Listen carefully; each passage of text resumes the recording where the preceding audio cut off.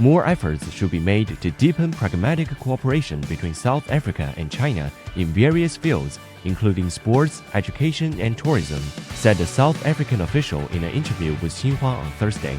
Alvin Bowles, Deputy Minister of International Relations and Cooperation of South Africa, recently paid a visit to a famed martial arts school in China's Tianjin. The relationship between South Africa and China, it's a comprehensive strategic partnership which is based on bonds of friendship, brotherhood, and comradeship.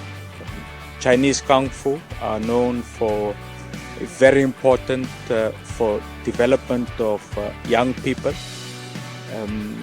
both cultural discipline, but also sports development.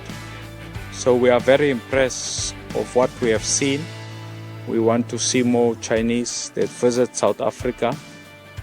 We want to see more South Africans coming to China.